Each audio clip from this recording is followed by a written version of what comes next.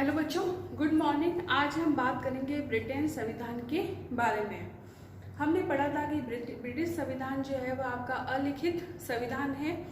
British संविधान जो है वह विकास का परिणाम है। ब्रिटिश संविधान जो है वह कम से कम 1400 वर्षों के निरंतर विकास का परिणाम है। अगर हम बात करें तो ब्रिटेन के संविधान के अंदर ग्रेट ब्रिटेन और उत्तरी आयरलैंड के संविधान को इंक्लूड किया गया है। ग्रेट ब्रिटेन के अंदर आपके राज्य है इंग्लैंड, वेल्स और स्कॉटलैंड। इंग्लैंड, वेल्स और स्कॉटलैंड, इस पूरे को कहा जाता है United kingdom of great Britain. Okay बच्चों, तो United kingdom of great Britain के अंदर आपके राज्य है इंग्लैंड, वेल्स और स्कॉटलैंड। सबसे पहले ब्रिटेन के अंदर इंग्लैंड, वेल्स और स्कॉटलैंड नहीं थे। इंग्लैंड और वेल्स का जो एकीकरण है उनको जो है वो कंबाइन किया गया है 1535 ईस्वी के अंदर। ओके, फिर बाद में स्कॉटलैंड को भी ब्रिटेन के अंदर मिलाया गया 1707 में। सबसे पहले मिलाया गया इंग्लैंड और वेल्स को, जिसको मिलाया गया 1535 में और इसका दोनों का एकीकरण कर दिया गया। फिर बाद में स्कॉटलैंड को जो है वो ग्रेट ब्रिटेन के अंदर मिलाया गया 1707 ईस्वी के अंदर। तो एक तरह से पूरा ये बन गया United kingdom of great Britain. तो इस United kingdom of great Britain की जो स्थापना है वो स्थापना हुई है 1921 के अंदर। 1921 के अंदर। और उत्तरी आयरलैंड की भी जो स्थापना है, उस उत्तरी आयरलैंड की भी जो स्थापना है वो हुई है आपकी 1921 के अंदर। और इन दोनों को जो है ब्रिटिश संविधान के अंदर लिया गया है। ब्रिटिश संविधान के अंदर इन दोनों को इंक्लूड किया गया है, United kingdom of great Britain और उत्तरी आयरलैंड को। अब जो ब्रिटेन का संविधान है वो एक तरह से संविधानों की जननी है, या हम ये बोल सकते हैं कि ब्रिटिश संविधान जो है वह क्या है, मदर है दूसरे संविधानों का। क्योंकि अगर हम देखें तो सबसे पुराना संविधान भी यही है ब्रिटेन का। पुराना जो डेमोक्रेटिक सिस्टम है वो भी किसका है, ब्रिटेन का ही है। सबसे पुराना डेमोक्रेटिक सिस्टम ब्रिटेन का है। ये टोटली जो है जो प्रथाएं हैं, परंपराएं हैं, जो कस्टम चले आ रहे हैं, उनसे ये संविधान जो है वो टोटली डेवलप हुआ है। अब आज हम पढ़ेंगे ब्रिटिश संविधान की विशेषताओं के बारे में। सबसे पहले है ब्रिटेन का संविधान जो है वह अलिखित संविधान है, जिसको अनरिटन कॉन्स्टिट्यूशन भी कहा जाता है। ब्रिटेन का संविधान जो है वह कहीं अधिनियमित नहीं है, कहीं उसको डॉक्यूमेंट के रूप में लिखा गया नहीं है।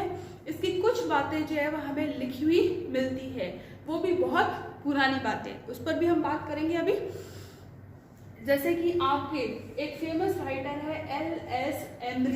एमरी ने ब्रिटिश संविधान के बारे में कहा है कि जो ब्रिटिश संविधान है वो कानून, परंपरा और पूर्व की जो बातें हैं उनका मिश्रण है, या पूर्व की जो क्रमबद्ध नीतियां हैं उनका मिश्रण है। ये टोटली अलिखित संविधान है, इसको कहीं पर भी लिखा गया नहीं है। यह निरंतर जो है विकास का परिणाम है। ये ऐसा संविधान है जो स्थिर नहीं है, स्थैतिक नहीं है, डायनेमिक है। इसमें निरंतर चेंजेस होता रहता है। जैसे भी राज्य की प्रथाएं, परंपराएं, रीति रिवाज, कानून के निर्णय के अकॉर्डिंग इस संविधान में भी चेंजेस होते रहते हैं। फिर हम सेकंड बात करेंगे ट्रेडिशन। ये भी ब्रिटिश संविधान की विशेषता है, जिसको हम बोलेंगे परंपराएं। ब्रिटिश संविधान का अधिकांश भाग या उसके जो स्पेशल एलिमेंट होते हैं, मूल तत्व होते हैं, वो परंपराओं पर आधारित होते हैं। क्योंकि ब्रिटिश संविधान एक तरह से परंपराओं का ही क्या है, परंपराओं से ही डेवलप हुआ है। तो बेसिकली बहुत सारी जो पॉलिटिकल ऑर्गेनाइजेशन है, राजनीतिक संस्थाएं हैं, संविधान के बेसिक एलिमेंट हैं, वो इन्हीं परंपराओं पर आधारित है। और सबसे बड़ी बात यह है कि इसको किसी न्यायालय के द्वारा, जो जुडिशरी होती है, उसके द्वारा इसको लागू नहीं किया गया है, और नहीं इसको जो है वह इनवैलिड घोषित किया जा सकता है किसी जुडिशरी के द्वारा, किसी न्यायालय के द्वारा। इन प्रथाओं को एक तरह से वहाँ के लोगों का सपोर्ट मिला हुआ है, जनमत संग्रह मिला हुआ है, और कानून भी इनके साथ है। इसीलिए इन प्रथाओं को जो है वह फॉलो किया जाता है। तो तो एक तरह से जो ये प्रथाएं हैं वो ब्रिटिश की जो वो पॉलिटिकल सिस्टम है उसमें एक तरह से इनका बहुत इम्पोर्टेंट रोल है, जिसको न्यायालय के द्वारा अपन अवैध घोषित नहीं करवा सकते हैं, इसको न्यायालय के द्वारा लागू ही नहीं किया गया है।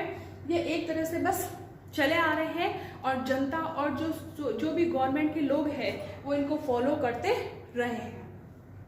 फिर हम बात करेंगे तीसरी विशेषता है ग्रेट चार्टर, इसको बोला जाता है महान अधिकार पत्र। महान अधिकार पत्र यानी कि ऐसे नियम या ऐसा एक लेटर जिसमें नागरिकों के कर्तव्यों के बारे में चर्चा की गई है। जो राजा है, क्योंकि ब्रिटेन में जो है वो मोनार्ची शासन है, राजतंत्र है, वहाँ का राजा के क्या अधिकार है, क्या कर्तव्य है, इनके बारे में चर्चा की गई है इस चार्टर के अंदर। फॉर एग्जाम्पल मेग्ना कार्टा है, पिटिशन ऑफ राइट्स है, बिल ऑफ राइट्स है। जैसे अपने इंडिया में नहीं होते मौलिक अधिकार है, मौलिक कर्तव्य है, इस और जो नीति निर्देशक तत्व है, उसी टाइप से ब्रिटेन के अंदर मेग्ना कार्टा है जो पहले से ही डिफाइन किया गया है। पिटिशन ऑफ राइट है, बिल ऑफ राइट है, इसके अंदर नागरिकों के अधिकार होते हैं और जो शासक वर्ग है उसके अधिकार भी होते हैं। राज्य क्या काम करेगा, कैसे काम करेगा, तो उनके बारे में इनमें बताया गया है। ये पहले से लिखे गए हैं, इसलिए ये वाला भाग जो है वो कुछ लिखा हुआ है, बाकी ब्रिटिश संविधान जो है वो टोटली अलिखित है। अगर मैं मेग्ना कार्टा की बात करती हूँ तो ये आता है 1216 के अंदर, जिसमें इंग्लैंड के राजा जो है वह जॉन ने अपने सामंतों को जो फ्यूडल है उनको कुछ अधिकार दिए। इसमें नागरिकों के कर्तव्य और अधिकार के बारे में भी बताया गया है। इसमें जो है वह कुछ अंश बंदी प्रत्यक्षीकरण का भी जोड़ा गया है, जिसको बोला जाता है हैबियस कॉर्पस, यानी कि बंदी बनाए जाने वाले व्यक्ति को क्या सुविधाएं मिलनी चाहिए, अवैध रूप से बंदी नहीं बनाना चाहिए। तो ये सारी चीज यहाँ तक बच्चों क्लियर ग्रेट चार्टर के बारे में। इसमें मेग्ना कार्टा है, पिटिशन ऑफ राइट है और बिल ऑफ राइट्स है, जिसमें नागरिकों के अधिकार है, कर्तव्य है, राजा के अधिकार है।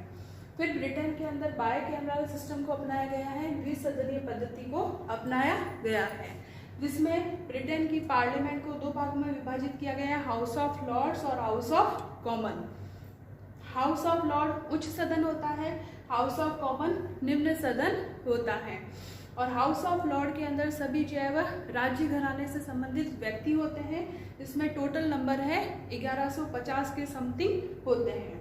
हाउस ऑफ कॉमन जनता के प्रतिनिधि चुनकर आते हैं, इसमें होते हैं आपके 659 सदस्य, इसको निम्न सदन भी कहा जाता है।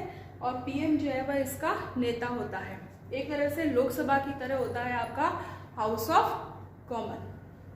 ओके, फिर ब्रिटेन के अंदर है संसद की सर्वोच्चता, सॉवरेनिटी ऑफ पार्लियामेंट, संसद की सर्वोच्चता को स्वीकार किया गया है।